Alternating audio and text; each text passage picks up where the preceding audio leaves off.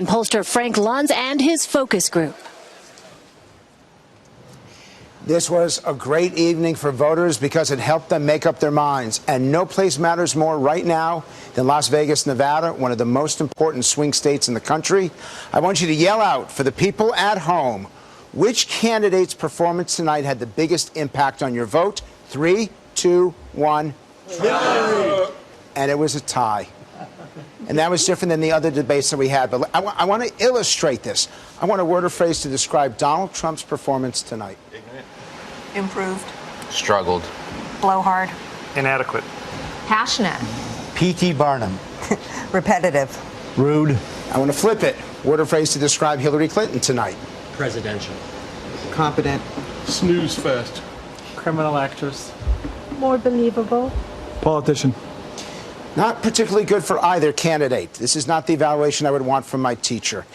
In the break, you said something that I thought was very interesting and very emotional, and I wonder if you would repeat it, about how you feel about the candidates who've been running for office and what they've promised and what you think of them now. All candidates have promised the African American and the Latino community changes, and nobody has done that. Nobody has changed anything. So when I go to vote, I'm going to vote for the less of the two evils, the menopausal one, because that's where I'm leaning towards. Nobody has done anything for my culture since '73, since I've been born. I ain't seen no changes.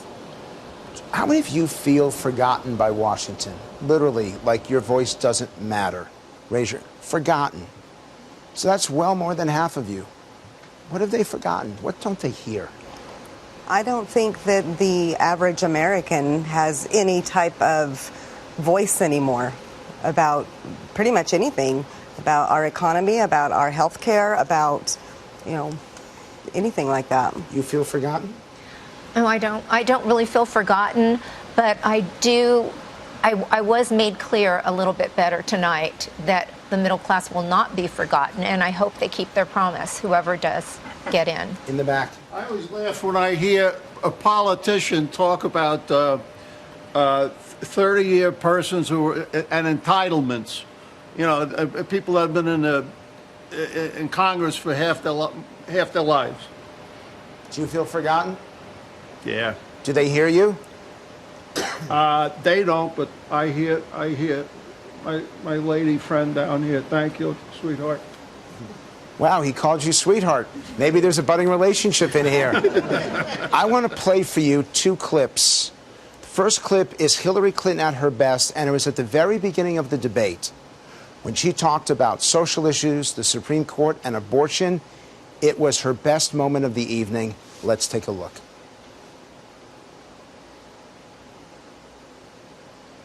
That is not the way our democracy works. We've been around for 240 years.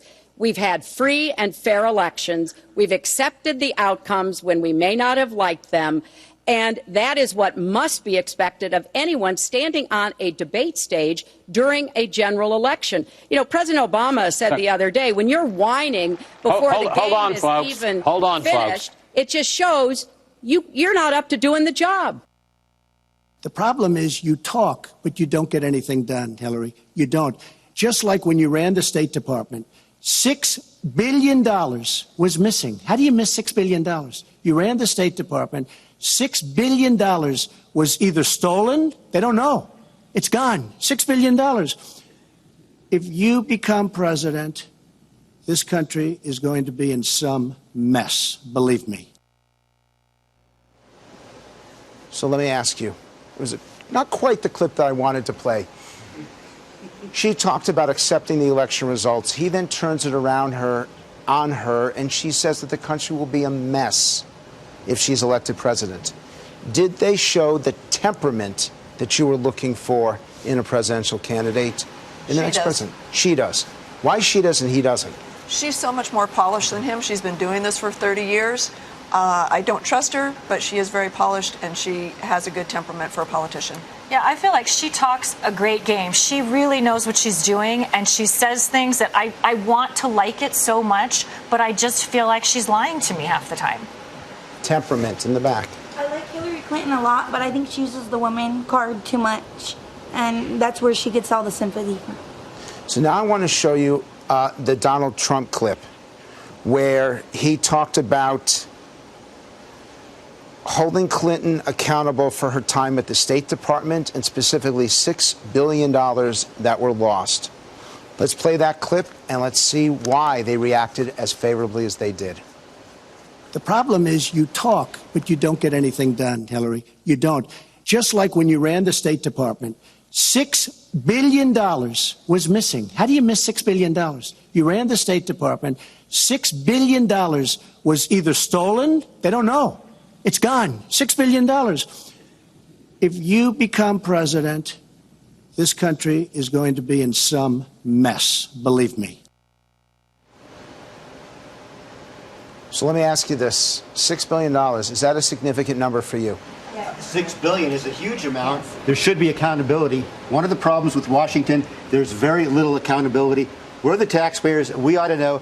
There ought to be an open book. We ought to know where this money is being spent. So is that why the clip did so well for you all, that it talked about accountability? And even beyond the $6 billion, there was an ambassador killed. There's only been 5 in modern times. There's only been 1 that asked for additional security.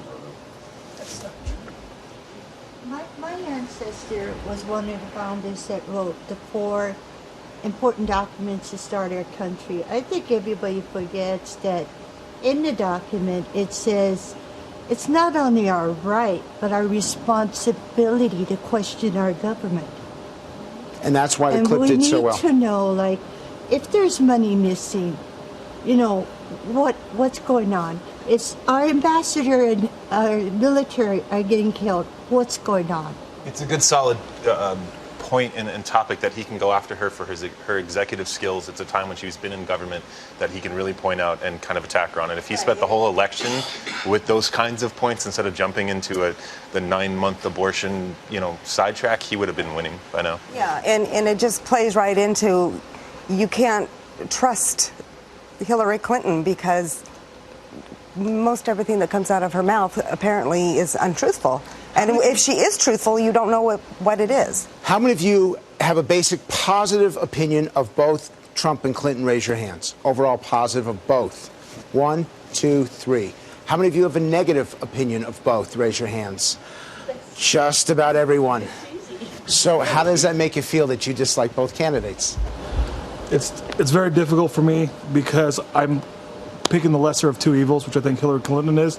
I want to pick Donald Trump so badly, it's ridiculous, but I just don't feel like I can because I think he's crazy.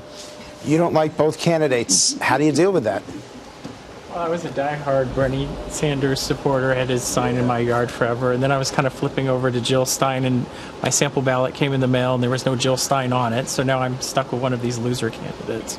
Loser so I'm candidates. Just kind of like, which is the worst? See, he's called them both loser, which means that no matter who wins, he gets audited by the IRS. Kevin. I've always judged a person by their actions as opposed to their words. And while Trump has said some real stupid, vile things, Hillary has done a lot of real stupid things. I just can't get behind anything that she says or does. And for me, the bottom line is policy. I may not like either one of them, but who has the better policies? Who's going to move our country forward? That's what matters to me. Final question. Does this election make you feel more optimistic about the future of America or more pessimistic? Raise your hands if you say optimistic. 3, 4, 5. Raise your hands if you say pessimistic. This is what breaks my heart. This has been the hardest thing for me to deal with, and I've had the chance to do, 60 or 70 of these groups in almost half the states in the country. And wherever I go, people feel worse about America after the conversation. The election seems to be pulling people apart. Let us hope that the last 20 days in some way pulls people together. Back to you. All right, Frank Luntz there with some sobering insights from uncommitted voters there after the debate.